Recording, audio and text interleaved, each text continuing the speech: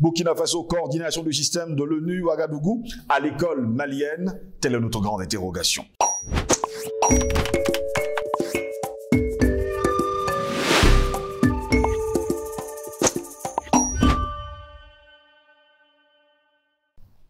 Mesdames, Messieurs, bonjour. Très heureux de vous retrouver sur Panafricaniste TV. Bienvenue à toutes et à tous à cette autre édition de Parole panafricaniste.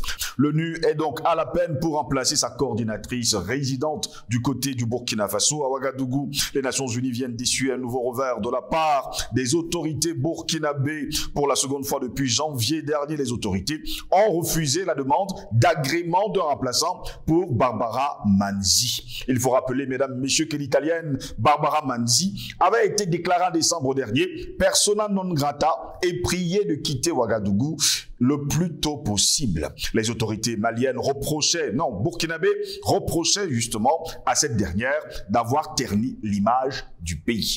La coordinatrice de l'ONU au Burkina Faso, l'Italienne Barbara Manzi, avait donc été déclarée en décembre dernier persona non grata et priée de quitter le pays dès le vendredi 23 décembre 2022 par les autorités burkinabé et surtout par Ibrahim Traoré. Sur un communiqué du ministère des Affaires étrangères de cette époque, Barbara Manzi, coordinatrice résidente du système des Nations Unies, avait été déclarée persona non grata sur le territoire du Burkina Faso. Elle avait donc été priée de quitter le pays le même jour, le 23 décembre 2022. Madame Rouamba a toutefois souhaité faire la différence entre la personne de Madame Manzi et l'ONU, avec laquelle le Burkina Faso garde toujours une très bonne coopération. Mais voilà, nous sommes rendus aujourd'hui au 5 juin de l'an de grâce 2023. Les autorités burkinabées refusent toujours de voir une autre représentante, on va le dire ainsi, des Nations Unies dans leur pays. Une source diplomatique avait d'ailleurs confirmé en décembre dernier une longue liste de récriminations qui ont conduit la diplomatie burkinabé à prendre ses responsabilités. Outre la demande du retrait du personnel non essentiel, il était aussi reproché à Madame Manzi une tentative d'influence négative et de s'immiscer dans les affaires politiques du Burkina Faso. Selon cette même source, les représentants des Nations Unies à Ouagadougou n'étaient pas immédiatement joignables vendredi après-midi du 22 décembre 2023. Cette expulsion a donc intervenu quelques jours après celle de 2 Français qui travaillaient pour une société burkinabé et qui étaient soupçonnés par les autorités burkinabé d'être des espions. Ce qui fait dire encore aujourd'hui aux autorités burkinabé qu'un autre représentant de Nations Unies sur leur territoire serait un autre problème parce que ces autorités craignent que le nouveau reprenne les vieilles habitudes de Madame Manzi. Voilà pourquoi ils ont encore refusé un nouveau coordonnateur de l'ONU du côté du Burkina Faso.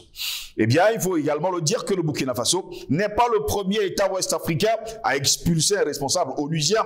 Encore en juillet dernier, le Mali, pays voisin du Burkina Faso, avait également pris dans une grave crise, on va le dire comme ça, sécuritaire, avait expulsé Olivier Salgado, porte-parole de la mission des Nations Unies au Mali, pour avoir publié, selon les autorités maliennes, des informations inacceptables au lendemain de l'arrestation des 49 mercenaires ivoiriens du côté du Burkina Faso. Madame Manzi, qui était également coordinatrice humanitaire de l'ONU, était en poste au Burkina Faso depuis août 2021. Elle avait représenté ses lettres de créance à l'ancien président Roch-Marc Christian Kaboré, renversé, on va le dire, en janvier 2022 par un coup d'état militaire.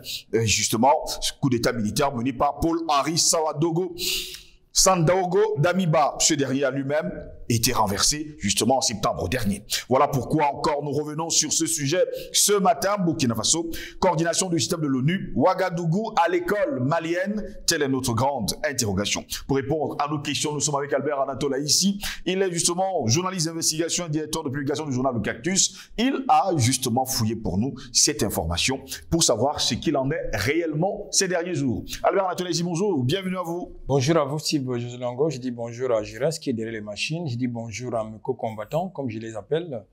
Je dis bonjour à l'Afrique. Je dis bonjour aux Afro-descendants où qui s'y trouvent. Je dis bonjour au peuple malien, au peuple sénégalais, au peuple centrafricain, au peuple burkinabé, au peuple tunisien, algérien. Tous ces peuples-là qui se battent en vue de l'émancipation, de la liberté, au nom de la liberté, au nom de la souveraineté.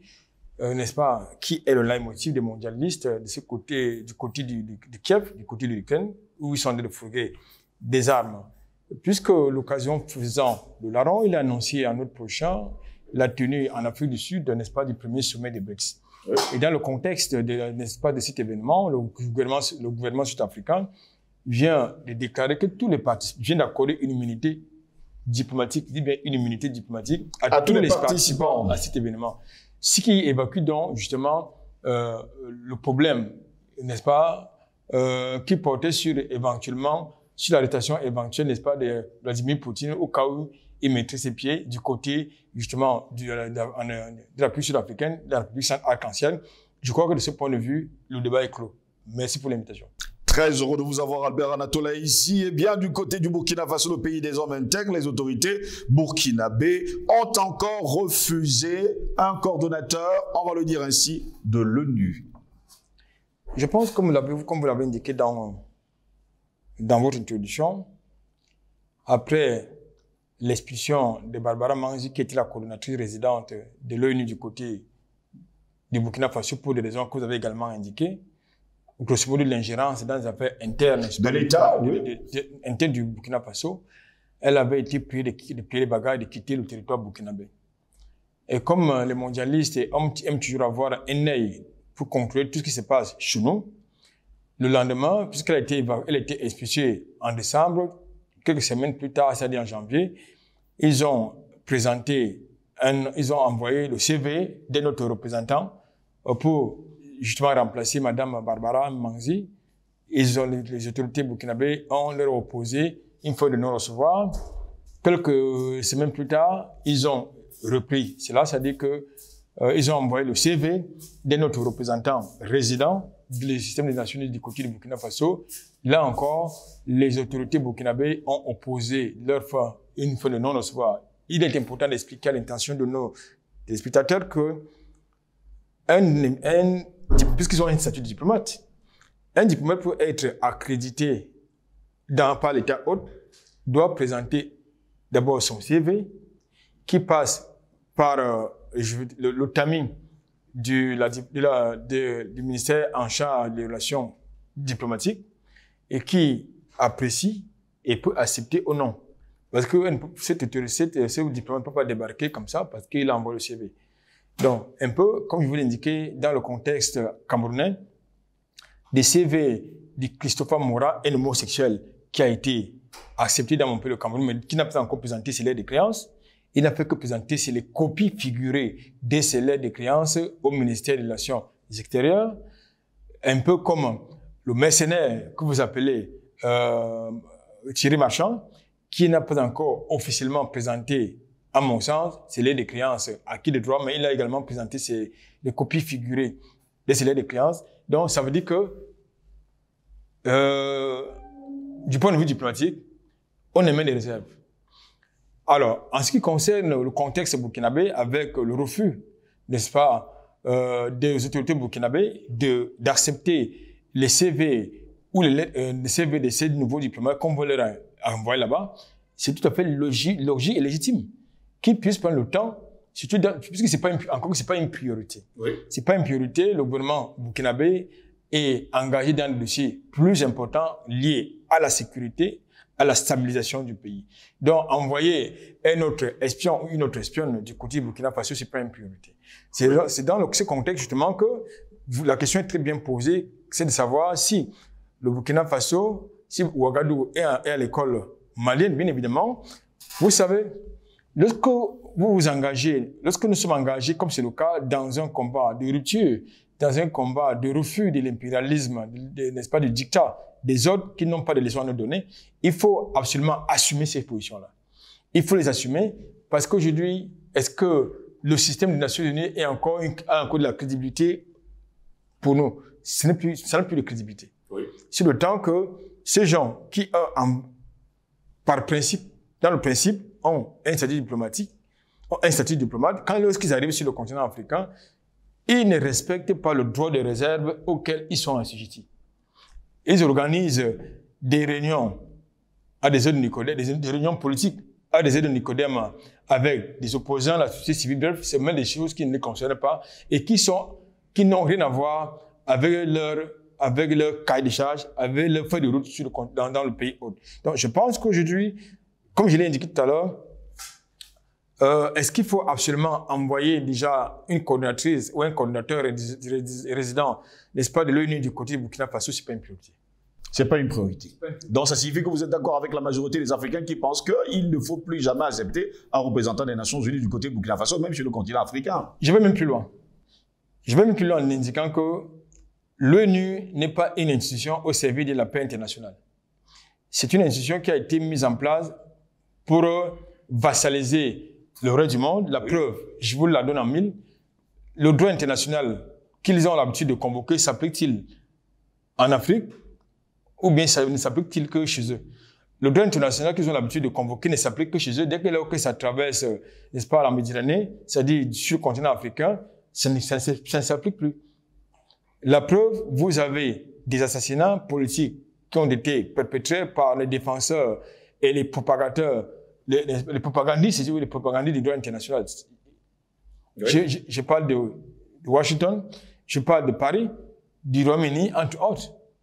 Nous savons ce qu'ils ont fait en Irak, nous savons ce qu'ils ont fait du côté de la Libye, entre autres. Donc, des coups d'État au nom du droit international qui ne respectent pas. Deuxième élément, de plus en plus, on nous agite l'épouvantail de la démocratie. Est-ce qu'ils sont des démocrates? Est-ce qu'ils se sont développés grâce à la démocratie? Est-ce que l'Europe est riche au nom de par le biais de la démocratie? Est-ce que les États-Unis sont riches par le biais de la démocratie? C'est une imposture. Ils se sont développés, ils sont enrichis par des pillages, des crimes, les assassinats, par la ruse, par des coups d'État, par le mercenariat international. Ils ne se sont pas enrichis parce qu'ils ont la démocratie chez eux. Donc, je pense qu'il faut déjà balayer du revers de la main ces concepts surannés d'ailleurs, qu'ils amènent chez nous. Pour revenir dans le contexte burkinabé, tout à l'heure, je vous faisais savoir, remarquer que la priorité pour le gouvernement burkinabé, ce n'est pas de donner un blanc-seing à un autre espion de l'organisation mondiale que vous appelez l'ONU.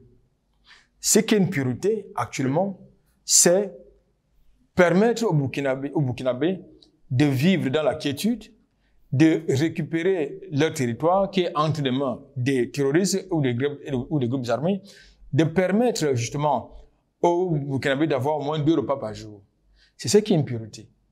Ce qui est une priorité, c'est permettre au Burkina Faso d'avoir d'autres choix stratégiques.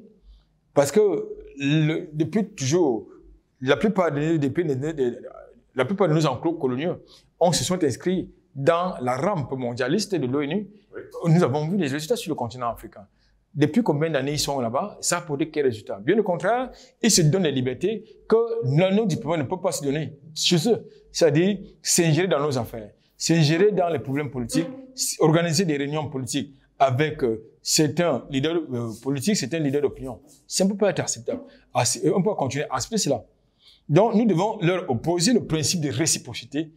D'accord? Le principe de réciprocité voudrait que si vous vous ingérez dans nos affaires, on s'agit dans les vôtres. Si vous vous occupez de nos histoires, de nos contradictions internes, on s'occupe de vos contradictions internes. Mais ils n'acceptent pas cela. Au nom de quoi est-ce que Mme Barbara Manzi peut faire des rapports sur le déploiement, n'est-ce pas, de l'armée burkinabé dans un territoire hostile? Au nom de quoi? C'est ça son rôle? Non, c'est pas ça son rôle. Donc, je pense qu'aujourd'hui, ce qui s'est passé du côté du Burkina Faso se passe également du côté du Mali. C'est-à-dire que vous avez des politiques d'ingérence qui n'ont rien à voir avec la diplomatie. Rien à voir. Et ils profitent par des rampes que vous appelez la société civile, qu'ils financent, qu'ils corrompent, pour leur faire des rapports biaisés à charge contre la politique n'est-ce pas, du gouvernement, ou bien contre les déploiements des forces de défense et de sécurité.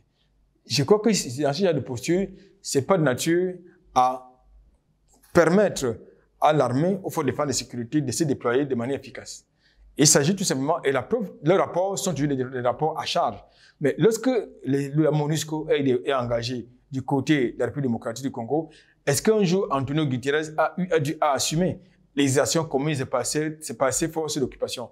Est-ce que les actions de la MINUSMA sont assumées par Antonio Guterres du côté du Mali? Du tout. Donc je pense qu'à un moment donné, il faut qu'on nous foute la paix avec leurs armées d'occupation en territoire africain. Albert Anatoly, c'est une question qui taraude quand même les esprits des Africains et surtout des Burkinabés en ce moment-ci. Barbara Manzi est accusée de plusieurs griefs du côté du Burkina Faso et l'ONU n'a fait aucune enquête. La seule chose que l'ONU veut faire, c'est de la remplacer immédiatement. Qu'est-ce qui se cache derrière? Non, déjà, avant, non, ils ont même d'abord contesté. Ils ont contesté les accusations des autorités burkinabées. Non seulement les accusations qui étaient portées contre elle, les accusations d'ingérence qui n'ont rien à voir avec son statut de diplomate, mais également ils ont contesté la légitimité des autorités burkinabées à pouvoir déclarer personne non grata du côté du Burkina Faso. Oui. Donc, vous savez, vous voyez donc que nous sommes dans une logique de politique de deux poids, deux mesures. Deux poids, deux mesures. C'est-à-dire, quand c'est chez eux, eh bien,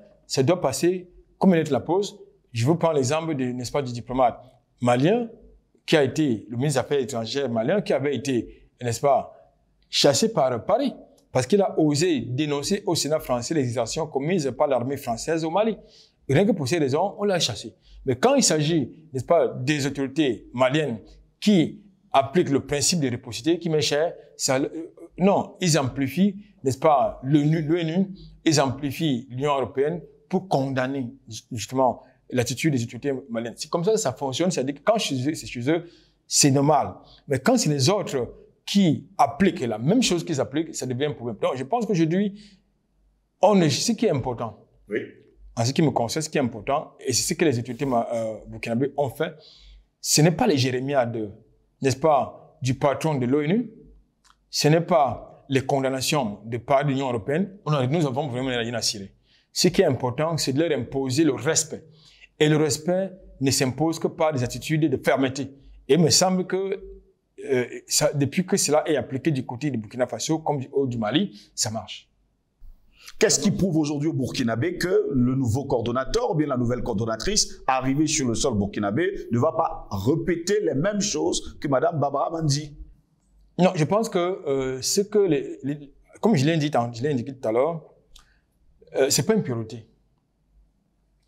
Du point de vue du panafricaniste africain que je suis, et je ne mets même pas à la place des Burkinabés, ce n'est pas une priorité. Depuis que Barbara Manzi est partie, est-ce que l'État burkinabé a cessé de fonctionner parce qu'il n'y a pas une coordonnatrice des résidents des Nations Unies là-bas? Est-ce que l'État burkinabé a cessé de fonctionner? Ça fonctionne parfaitement bien. En dépit de la propagande qui est malsaine, qui est faite autour à la fois du gouvernement burkinabé, qui est faite autour des volontaires pour défendre la patrie ou bien des forces de défense et de sécurité. L'État burkinabé, ça fonctionne normalement. Donc, je pense que c'est pas une priorité. On peut même s'en passer. Ils peuvent même s'en passer. N'est-ce pas? Le gouvernement, et je parle des autorités burkinabées peuvent s'en passer. Donc, je pense qu'aujourd'hui, c'est pas une priorité. C'est pas une priorité. Même du côté, depuis que l'ambassadeur du Mali a été chassé, est-ce que ça a entravé le fonctionnement de l'État malien? Non. Du tout.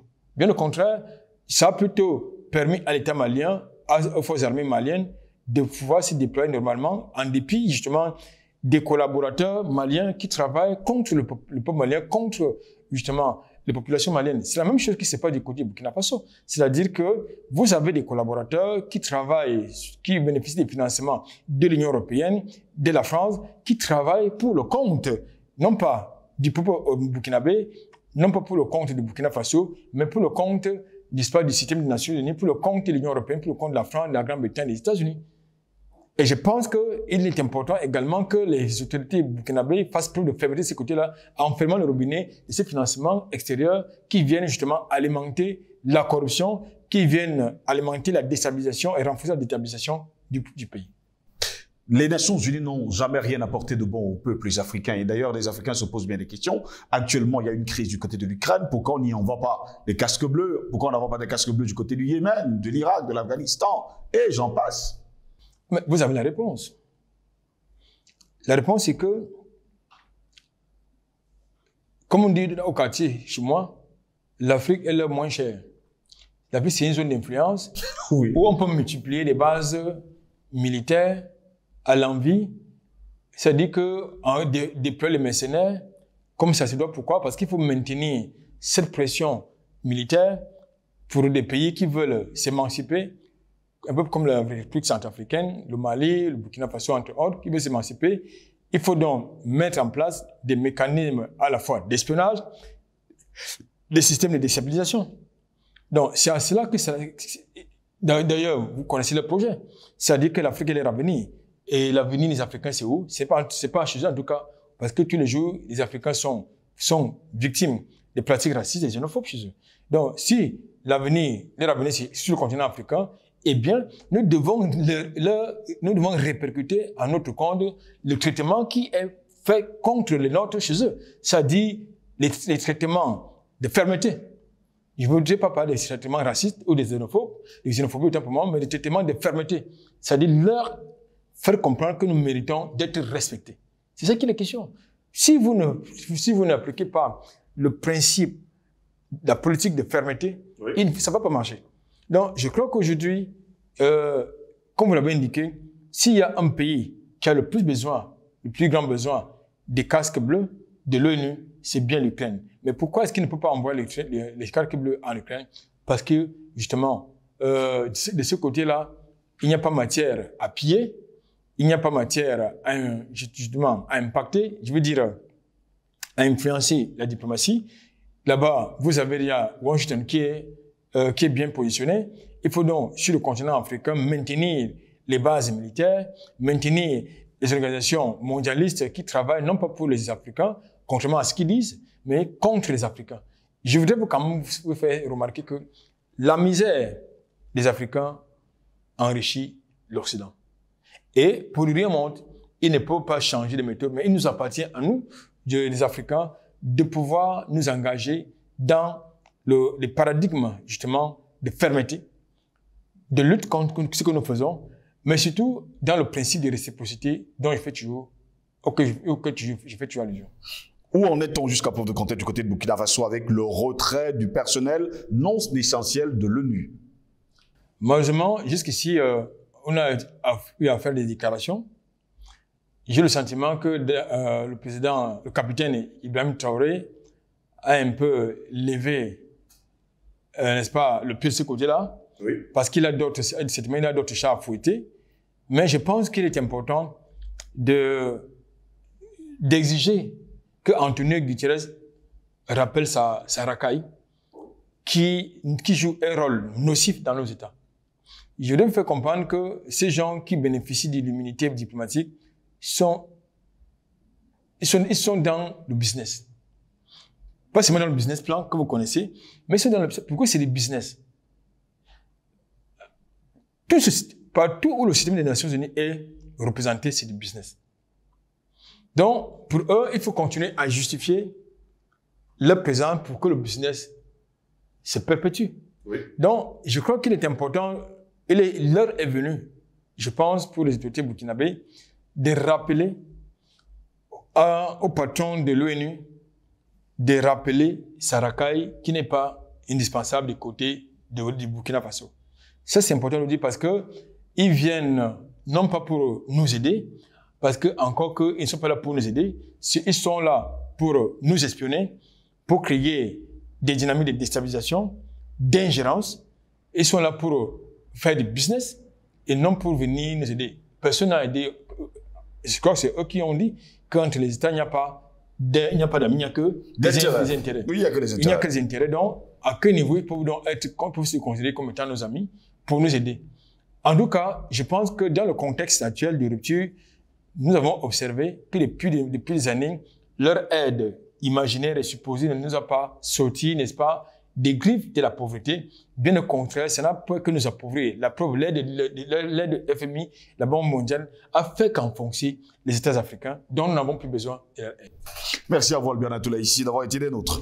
Mesdames, Messieurs, merci également à vous de nous avoir suivis. Au plaisir de nous retrouver très prochainement.